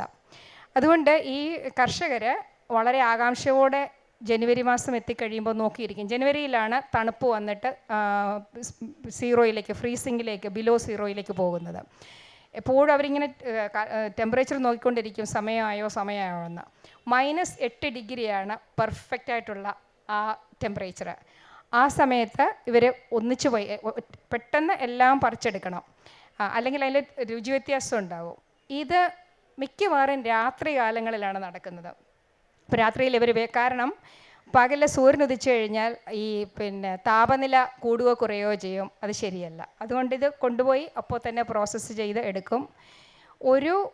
അങ്ങനെ ഫ്രീസായ ഒരു മുന്തിരിയിൽ നിന്നും ഒരു തുള്ളി ചാറ് കിട്ടുമെങ്കിൽ മറ്റുള്ളതിൽ നിന്നൊരു 5 തുള്ളി ചാറെങ്കിലും കിട്ടും. അതുകൊണ്ട് തന്നെ ഇത് വളരെ വിലപിടിപ്പുള്ള ഒരു വീഞ്ഞും കൂടിയാണ്. ഇതുപോലെയുള്ള ഒരുപാട് കൗതുകകരമായ കാര്യങ്ങൾ മദ്യത്തെ സംബന്ധിച്ചിട്ടുണ്ട്. അപ്പോൾ ഞാനിതിനെക്കുറിച്ച് ഇങ്ങനെ റിസർച്ച് നടത്തിയപ്പോൾ എനിക്കിത് വളരെ രസകരമായിട്ട് തോന്നി. അതുകൊണ്ട് തന്നെ ഈ അടിസ്ഥാന 6 മദ്യങ്ങളെക്കുറിച്ചും ഇതുപോലെയുള്ള കുറച്ച് കൗതുകകരമായ കാര്യങ്ങളും 6 അധ്യായങ്ങളായി ചേർത്തിട്ടുണ്ട്. എന്തായാലും ഈ നോവൽ വായിച്ചിട്ട് ആർക്കും പോകാൻ ആഗ്രഹമുണ്ട്, നിർമ്മല ഫേസ്ബുക്കിലോ മറ്റോ കോൺടാക്ട് ചെയ്താൽ അതിനുള്ള സൗകര്യങ്ങൾ ചെയ്തു തരും. ഇനി നമുക്ക് ചോദ്യത്തിലേക്ക് കടക്കാം. Audience questions. NRI എന്നുള്ളതിൻ്റെ നർമ്മത്തിലുള്ള എക്സ്പാൻഷൻ നോട്ട് റിയലി ഇന്ത്യൻ എന്നാണ്. അപ്പോൾ നിങ്ങൾ പറഞ്ഞ തേർഡ് സ്പേസിനെ പറ്റി നിങ്ങളുടെ കഥകളിൽ അതിനെപ്പറ്റി എക്സ്പാൻഡ് ചെയ്യുന്നുണ്ടോ? ക്യാരക്ടേഴ്സ് അതുമായിട്ട് എങ്ങനെയാണ് പൊരുത്തപ്പെടുന്നത്? അതിനെക്കുറിച്ച് 2 വാക്ക് പറയാമോ? എൻ്റെ കഥകളിൽ നല്ലൊരു പങ്കും വടക്കേ അമേരിക്കയിലേക്ക് പറിച്ചു നടപ്പെട്ട മലയാളികളുടെ കഥയാണ്. തീർച്ചയായും അത് പ്രതിഫലിക്കുന്നുണ്ട്. നോട്ട് റിയലി ഇന്ത്യൻ, ഇവിടുന്ന് വിട്ടു അവിടെ എത്തിയിട്ടില്ല, ഒരു ത്രിശങ്കു സ്വർഗത്തിൽ നിൽക്കുന്ന, തേർഡ് സ്പേസിൽ നിൽക്കുന്ന ആളുകളുടെ കഥകളാണ്. അവരുടെ എല്ലാം ഒരുപക്ഷെ ഒരു ഐഡൻറ്റിറ്റി ക്രൈസിസ് അല്ലെങ്കിൽ ഒരു സെൻസ് ഓഫ് ബിലോങ്ങിങ് നഷ്ടപ്പെട്ട പോയ ആളുകളെ, കഥാപാത്രങ്ങളെ കഥയിൽ തീർച്ചയായും കാണാം. ഞാൻ ഫ്രാൻസിസ് എഡ്കോര വായിച്ചുകൊണ്ടിരിക്കുകയാണ് ആ നോവല്. അപ്പോൾ അതിനകത്ത് വായിച്ചപ്പോൾ എനിക്ക് തോന്നിയത് ദേശാന്തരങ്ങളെ കൈകാര്യം ചെയ്യുന്നതിനോടൊപ്പം തന്നെ കാലാന്തരങ്ങളെയും ഒരേപോലെ ആ ഒരു പുസ്തകത്തിൽ കൈകാര്യം ചെയ്യുന്നുണ്ട്. അപ്പോൾ ഇത് രണ്ടും ഒരേ രീതിയിൽ കൈകാര്യം ചെയ്യുമ്പോൾ വളരെയധികം ഒരു പശ്ചാത്തല വിവരണം അതിന് ആവശ്യമുണ്ട്. അപ്പോൾ ഈ പശ്ചാത്തല വിവരണം ഈ കഥയോടൊപ്പം തന്നെ സഞ്ചരിക്കുമ്പോൾ അത് ആസ്വാദനത്തെ ബാധിക്കുന്നതായിട്ട് തോന്നിയിട്ടുണ്ടോ? അല്ലെ എന്താണ് അതിനെക്കുറിച്ചുള്ള ഒരു അഭിപ്രായം? ആ കഥാപശ്ചാത്തലത്തെ ആസ്വദിക്കുന്നതിനോട്. അല്ല, പശ്ചാത്തല വിവരണം വളരെ സട്ടിലായിട്ടാണ് നമ്മൾ നടത്തുന്നത്. ആസ്വാദനത്തെ വലിയ തോതിൽ ബാധിക്കാത്ത തരത്തിൽ, എന്നാൽ കാലത്തെപ്പറ്റിയും ദേശത്തെപ്പറ്റിയും സൂചിപ്പിക്കാതെ കഥ പറയാൻ പറ്റില്ല. അത് ഇത്തരത്തിലുള്ള കാര്യത്തിൽ കേരളത്തിന് പുറത്തേക്ക് പോകുമ്പോൾ മാത്രമല്ല, ഏത് കാലത്തെ എവിടുത്തെ കഥ പറയുമ്പോഴും നമ്മൾ പറയുന്ന കാലവും ദേശവും ഏതാണെന്ന് കൃത്യമായി മനസ്സിലാക്കിക്കൊണ്ട വിധം. പക്ഷേ അതിനെപ്പറ്റി കൂടുതൽ പരത്തി പറയാതെ കണ്ട് മറ്റ് പല തരത്തിലുള്ള സൂചനകളിൽ കൂടി ഈ കാലത്തെയും ദേശത്തെയും നമ്മുടെ വായനക്കാരിലേക്ക് എത്തിക്കുക എന്നുള്ളൊരു മാർഗ്ഗമാണ് സ്വീകരിക്കുന്നത്. അപ്പോൾ പലപ്പോഴും ഇപ്പം നമ്മൾ പെറുവിലെ ഒരു കാര്യത്തിനെ പറ്റി പറയുന്നു, അല്ലെങ്കിൽ ലങ്കയിലെ ഒരു കാര്യത്തിനെ പറ്റി പറയുമ്പോൾ കഥാപാത്രങ്ങളുടെ പേരുകൾ ഉൾപ്പെടെ, സ്ഥലങ്ങളുടെ പേരുകൾ ഉൾപ്പെടെ, അതൊക്കെ കാലദേശത്തിൻ്റെ സൂചനകളായിട്ട് കൃത്യമായിട്ട് വർക്ക് ചെയ്യുന്ന. ഇപ്പോൾ എൻ്റെ ആണ്ടാൾ ദേവനായകി എന്നൊരു കഥാപാത്രം, ഈ ആണ്ടാൾ ദേവനായകി എന്നുള്ള കഥാപാത്രത്തിൻ്റെ പേരിൽ നിന്ന് തന്നെ അത് കൃത്യമായി പ്ലേസ് ചെയ്യപ്പെടുന്നുണ്ട്. അതിൻ്റെ കാലവും ദേശവും ഒരേ സമയം പ്ലേസ് ചെയ്യുന്ന ഒറ്റ ഇതിൽ കൂടെ. അതേപോലെ പഴയ കാലത്ത് ഒരു പുസ്തകത്തിനെ പറ്റി പറയുന്നുണ്ട് സുഗന്ധിയിൽ, സുസാന സുപ്പിന. ഇപ്പം സുസാന സുപ്പിന എന്ന പുസ്തകത്തിന് പേരിടുന്നതിലൂടെ തന്നെ നമ്മൾ ഒരേ സമയം പാലി ഭാഷയിൽ 2 വാക്കുകളാണ് ഉപയോഗിക്കുക. പാലി ഭാഷയിൽ 2 വാക്കുകൾ ഉപയോഗിച്ച് സ്വപ്നങ്ങളുടെ ശ്മശാനം എന്ന അർത്ഥം വരുന്നത് ഉപയോഗിക്കുമ്പോൾ ആഭ്യന്തര യുദ്ധം കഴിഞ്ഞ് കിടക്കുന്ന ശ്രീലങ്കയുടെ ഒരു അവസ്ഥയെ നമുക്ക് അഭിസംബോധന ചെയ്യാം. ഇപ്പോൾ എഴുത്തിൽ പലപ്പോഴും വളരെ പ്രത്യക്ഷമായിട്ട് കാര്യങ്ങൾ വിശദീകരിച്ചുകൊണ്ട് ആസ്വാദനത്തിൻ്റെയോ അല്ലെങ്കിൽ കമ്മ്യൂണിക്കേഷന് വലിയ പ്രശ്നം ഉണ്ടാക്കുന്ന രീതിയിലല്ല, മറിച്ച് ഇതേപോലെ പല കാര്യങ്ങളിലെ സൂക്ഷ്മമായ ആഖ്യാന തന്ത്രങ്ങളിൽ കൂടിയാണ് ഇതിനൊക്കെ മറികടക്കാൻ കഴിയുന്നത്. അതൊരു പരിധിവരെയൊക്കെ ശരിയാവുന്നുണ്ടെന്നാണ് എൻ്റെ വിശ്വാസം. വീണ്ടും ടി ഡി രാമകൃഷ്ണൻ സാറിനോട് തന്നെയാണ്. ആൽഫ എഴുതുന്ന സമയത്ത് സാറിന് ഒരു 42 വയസ്സാണ് അല്ലേ? എന്താ ഇത്ര വൈകിയത്? ഒന്നുകൂടി ഉണ്ട്, സാറിൻ്റെ ആദ്യ നോവലുകളിലൊക്കെ, അതായത് മാമ ആഫ്രിക്ക വരെയുള്ള എല്ലാത്തിലും സെക്സ് വളരെ ഭംഗിയായി അങ്ങ് ഉപയോഗിച്ചിട്ടുണ്ട്. പക്ഷേ അന്തർ ബധിരർ മൂകർ മുതൽ അത് കഴിഞ്ഞു വന്ന 2 നോവലിലും ആ അംശം പൂർണ്ണമായി ഒഴിവാക്കിയിട്ടുണ്ട്. അത് ഒരു ഒഴുക്കൻ മറുപടി പറയാം, അത് ആ പ്രമേയം ആവശ്യപ്പെടുന്നില്ല എന്ന് പറയാം. അത് മാത്രമായിരിക്കുമോ കാര്യം? ആദ്യത്തെ ചോദ്യത്തിന് ആദ്യം ഉത്തരം പറയാം. എഴുതി തുടങ്ങാൻ വൈകാനുള്ള കാരണം വളരെ ഫ്രാങ്കായിട്ട് പറഞ്ഞാൽ എനിക്ക് സാഹിത്യം എഴുതാനൊന്നും വലിയ താല്പര്യമൊന്നും ഉണ്ടായിരുന്നില്ല. എൻ്റെ വഴികൾ വേറെ ഒക്കെ ആയിരുന്നു. കുറച്ച് കണക്കും സയൻസും ഒക്കെ ആയിട്ടുള്ളൊരു വഴി കൂടി പോയിരുന്ന ഒരാളായിരുന്നു.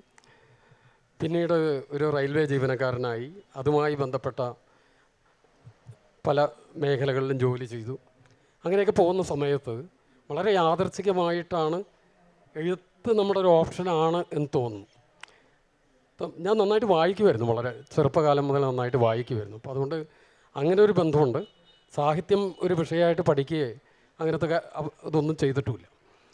ഞാൻ എൻ്റെ ഈ റെയിൽവേ ജീവിതത്തിന് സമാന്തരമായിട്ട് പറയാൻ സമയത്തിൻ്റെ ഒരു പരിമിതിയാണ്, എന്നാലും പെട്ടെന്ന് പറഞ്ഞ് തീർക്കാമെന്ന്.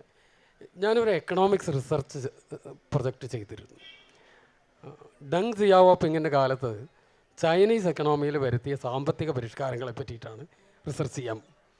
മറ്റൊന്നുകൊണ്ടുമല്ല, സോവിയറ്റ് യൂണിയൻ കൊളാപ്സ് ആകുമ്പോൾ എങ്ങനെ ചൈന അതിനെ അതിജീവിക്കുന്നു എന്നറിയാനുള്ള താല്പര്യം കൊണ്ടാണ്. അത് എൻ്റെ ജോലിയുടെയൊക്കെ പ്രശ്നങ്ങൾ കൊണ്ട് എനിക്ക് മുഴുമിക്കാൻ കഴിയാതെ ഇടയ്ക്ക് വെച്ച് ഉപേക്ഷിക്കുന്നു. ഇതിൻ്റെ ഭാഗമായിട്ട് മനുഷ്യനെക്കുറിച്ചുള്ള അതുവരെ ഉണ്ടായിരുന്ന എൻ്റെ ധാരണകൾ ഒരുപാട് മാറി. ഡങ് ചൈനയിൽ നടപ്പാക്കിയ കാര്യങ്ങൾ എന്തൊക്കെയാണ് കുറച്ചൊക്കെ നിങ്ങൾക്ക് അറിയാമെന്ന് വിചാരിക്കുന്നു. അതിൻ്റെ ഫലമാണ് ഇന്ന് കാണുന്ന ചൈന. അപ്പോൾ ഇത് റിസർച്ച് പൂർത്തിയാക്കാൻ കഴിഞ്ഞില്ല. ജോലിയുടെ ചില പ്രശ്നങ്ങളായിട്ട് ഞാൻ ഗുഡ്സ് ഗാർഡിൻ്റെ ജോലിക്ക് പോകേണ്ടി വന്നു. ഈ ഒരു കാലത്ത് ഭ്രാന്തമായിട്ട് ചിന്തിക്കുന്ന ഒരു കാലത്ത് കൂടി കടന്നു പോകുമ്പോൾ ഇതുവരെ നമ്മൾ ആർജിച്ച ചില ധാരണകൾ ആരോടെങ്കിലും പങ്കുവെക്കണം തോന്നിയിട്ടാണ് ഞാനൊരു നോവൽ എഴുതാമെന്ന് തീരുമാനിക്കും. അങ്ങനെയാണെങ്കിൽ ആൽഫ സംഭവിക്കുന്നു. അതാണ് ഇത്രയും വൈകി എഴുതി തുടങ്ങാനുള്ള കാരണം. അതുവരെ ഞാനൊരു കഥയോ നോവലോ കവിതയോ ഒന്നും എഴുതി പ്രസിദ്ധീകരിക്കുകയോ ഒന്നും ചെയ്തിട്ടില്ല. ഒരു കോളേജ് മാഗസിൻ പദ്യം വേണമെങ്കിൽ അപവാദമായിട്ട് പറയാവുന്നേ ഉള്ളൂ. ഇനി അടുത്ത ചോദ്യം, ലൈംഗികത അല്ലെങ്കിൽ സെക്ഷുവലായിട്ടുള്ള കാര്യങ്ങൾ ഈ ആദ്യത്തെ നോവലുകളിന് ശേഷം അവസാനത്തെ നോവൽ പ്രമേയം ആവശ്യപ്പെടുന്നില്ല എന്നുള്ള ഒഴുക്കം മട്ടിലുള്ള ഉത്തരമല്ല അത്. എൻ്റെ ആൽഫ മുതൽ ഓരോ നോവലും എടുത്ത് നിങ്ങൾ വായിക്കുകയാണെങ്കിൽ, കുറച്ച് സൂക്ഷ്മമായിട്ട് വായിക്കുകയാണെങ്കിൽ മനസ്സിലാക്കാൻ കഴിയും. ഇത്തരം കാര്യങ്ങൾ മാത്രമല്ല, അതിൻ്റെ വയലൻസുമായിട്ട് ബന്ധപ്പെടുന്ന കാര്യങ്ങളാണെങ്കിലോ മറ്റ് പല വിഷയങ്ങളെക്കുറിച്ചുള്ള ഡിസ്കോഴ്സ് വരുന്നതാണ്. എനിക്ക് അതുപോലൊക്കെ തന്നെ ഇത്തരം കാര്യങ്ങളുള്ളൂ. ഇപ്പോൾ ലൈംഗികമായ കാര്യങ്ങളെക്കുറിച്ചുള്ള ചർച്ചയും അല്ലെങ്കിൽ വയലൻസിനെ കുറിച്ചുള്ള ചർച്ചയോ ഗണിതത്തിനെ കുറിച്ച് പറയുന്ന കാര്യങ്ങളോ ഗ്ലോബൽ പൊളിറ്റിക്സോ ഇതെല്ലാം ഞാൻ പറയുന്ന കഥയെ എൻ്റെ വായനക്കാരിലേക്ക് എത്തിക്കാനുള്ള പല മാർഗങ്ങളിൽ ഒന്ന് മാത്രമാണ്. ഇപ്പം അന്തർബധിരർ മൂകർ ആവശ്യപ്പെടുന്ന ഒരു ട്രീറ്റ്മെൻറ്റ് അതല്ല. അല്ലെങ്കിൽ പച്ചാമഞ്ഞ ചുവപ്പ് എന്ന് പറയുന്ന നോവൽ ഒരു റെയിൽവേ അപകടത്തിൻ്റെ പശ്ചാത്തലത്തിൽ എഴുതപ്പെടുന്ന നോവലാണ്. 25 കൊല്ലത്തിന് ശേഷം ആ റെയിൽവേ അപകടത്തിൻ്റെ കാരണങ്ങളെ അന്വേഷിക്കുന്ന കഥാപാത്രങ്ങൾ അവരുടെ അന്വേഷണവുമായിട്ട് മുന്നോട്ട് പോകുന്നതാണ്. അപ്പോൾ ആ കഥ ഇതാവശ്യപ്പെടുന്നില്ല. എന്നാൽ ഇതിന് മുമ്പുള്ള കഥകളിൽ ഇപ്പോൾ ഫ്രാൻസിസ് ടിക്കോരയാണെങ്കിലോ ആൽഫയാണെങ്കിലോ അത്തരം കഥകളിൽ അത് ആവശ്യപ്പെടുന്നുണ്ട്. അതാണ് അതിൻ്റെ ഉത്തരം. ഇനി മറ്റൊരു കഥയിൽ അത്തരം കാര്യങ്ങൾ ആവശ്യപ്പെടുന്ന ഒരു കഥ എഴുതേണ്ട വന്നാൽ സംശയമൊന്നുമില്ല, അത്തരം കാര്യങ്ങളെ പറ്റി എഴുതുന്നതിലും പ്രശ്നമില്ല.